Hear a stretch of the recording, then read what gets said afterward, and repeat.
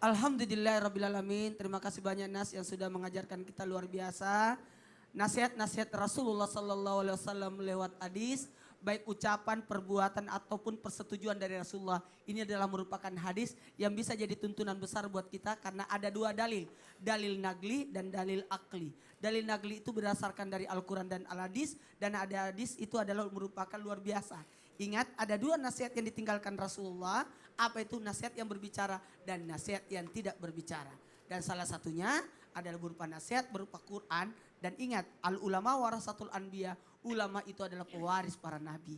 Makanya terima kasih tadi sudah disampaikan tentang hadis riwayat Imam Muslim, Abu Daud dan An-Nasai. Tentang cukuplah seseorang itu berdosa apabila dia menelantarkan anggota keluarganya. Hati-hati.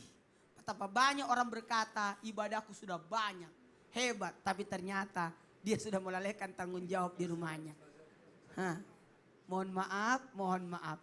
Karena kadangkala manusia itu tidak sadar bahwa dia sedang melakukan kezaliman yang sangat besar karena tidak memperlakukan keluarganya dengan baik. Betul. Iya, saya begini-begini bisa berdakwah karena kenapa? Terima kasih Umnya Nora, anak-anakku yang membantu dakwah saya dan pengertian akan saya. Betul. Dan kita juga semua melihat juga Pak Ustadz, siapa yang berbicara nih, bagaimana dengan keluarganya. Pasti orang melihat seperti juga, ya kan? Bagaimana orang bisa percaya kalau keluarganya dia berantakan, nauzubillah semua nauzubillah. Karena kezaliman yang paling nyata adalah kezaliman terhadap keluarga. Ini nauzubillah. Umah, kalau gitu langsung aja nih kisah teladan hari ini nih. Tentang pembahasan tema kita hari ini. Sudah siap Umah? Siap insya Kisahnya Allah. apa sih?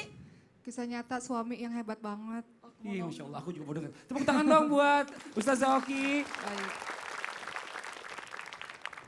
Pak Suyatno namanya. Usianya kini sekitar 60 tahun.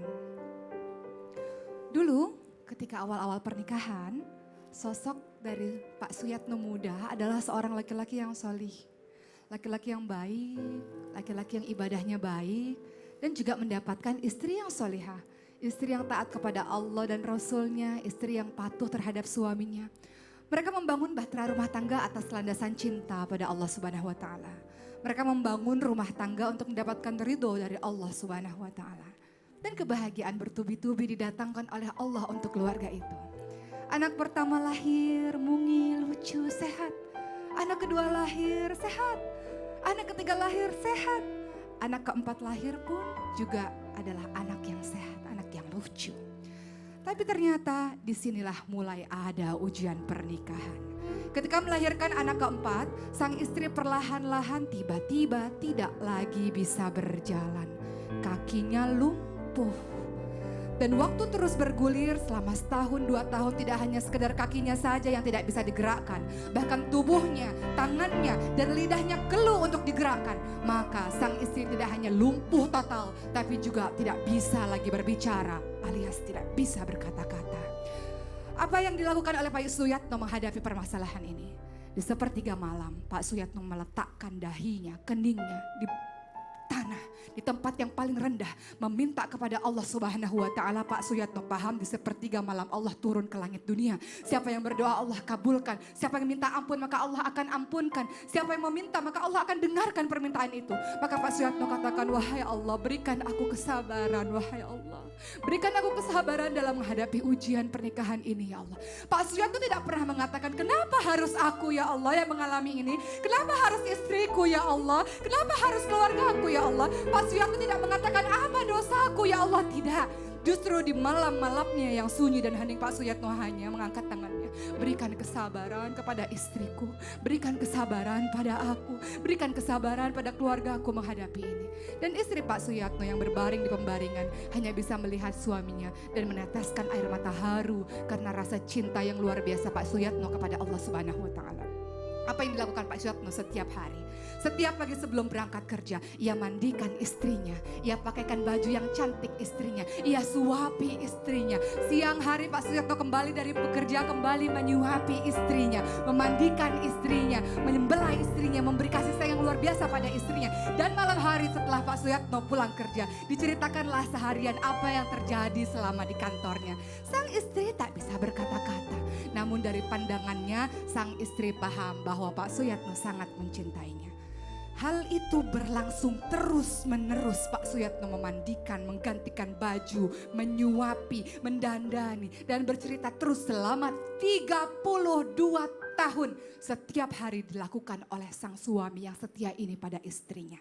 Teman-teman, Pak Suyatno mengatakan, sudah lama Pak Suyatno, 32 tahun. Kenapa engkau tidak cari istri lain saja? Di mana-mana istri melayani suami, bukan suami yang melayani istri. Kenapa engkau tidak cari wanita muda yang kuat fisiknya, yang bisa membahagiakanmu? Pak Suyatno hanya tersenyum memandang teman-temannya, tidak berucap sepatah kata pun. Tetap terus setiap hari melakukan tugasnya sebagai seorang suami yang setia memandikan, menyuapi, mengganti baju dan mentidurkan istrinya. Anak-anak Pak Suyatno sudah 4 orang, sudah besar-besar, sudah sukses, sudah berkeluarga. Suatu hari keempat anaknya datang ke rumah orang tuanya dan mengatakan pada Pak Suyatno, "Ayah, sudah terlalu lama ayah. Sudah 32 tahun ayah seperti ini. Kami ingin ayah bahagia. Kami sudah sukses, kami berharta. Berikanlah ibu kepada kami agar kami yang mengurusi ibu dan ayah menikah lagi ya. Biar engkau bahagia ya," kata anak-anak. Lalu Pak Suyatno memandang anak-anaknya dan memandang sang istri yang di pembaringan. Apa kata Pak Suyatno? "Anak-anak, dengar. Ibumu sakit seperti ini ketika melahirkan kalian.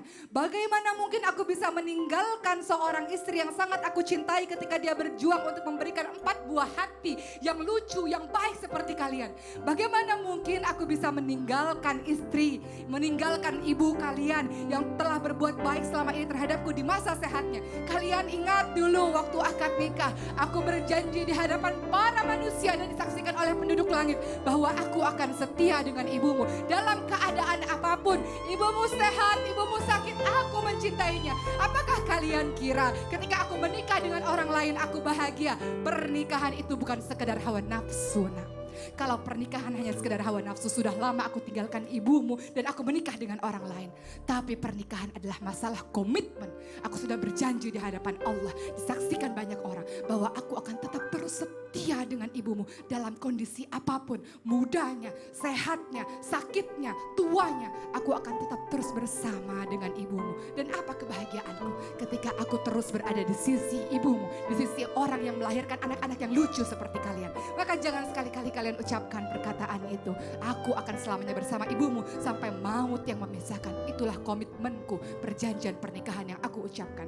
Maka Pak Suyatno pun menghadap kepada istrinya. Dan sang istri tak mampu berucap apa-apa karena memang tak bisa berbicara. Hanya bulir-bulir air mata yang keluar dari air matanya sang istri. Pak Suyatno memeluk dan mengatakan, "Selamanya aku mencintaimu dan aku berharap berbahagia bersamamu di dunia dan di akhirat." Itulah kisah laki-laki yang setia. Mudah-mudahan para jemaah menjadi laki-laki setia, istri setia, mendampingi suami dan istri dalam keadaan muda tuanya, sehat, sakitnya, sakinah mawaddah warohmah. Insya Allah dengan kesetiaan.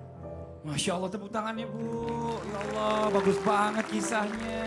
Ibu itu nangis. Kenapa, Bu? Kagum. Kenapa?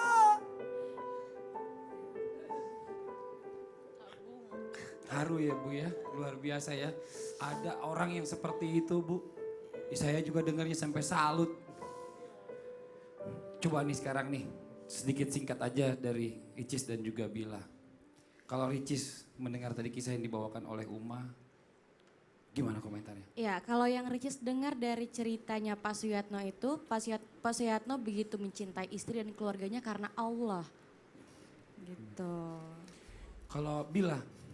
Kalau Nabila melihat kisah ini, benar-benar Pak Suyatno mempunyai komitmen yang sangat kuat. Benar yang dikatakan Pak Suyatno bahwa sebenarnya keluarga itu adalah untuk saling menguatkan. Bukan hanya berada di saat bahagia, kan, tapi di saat sulit pun harus tetap bersama.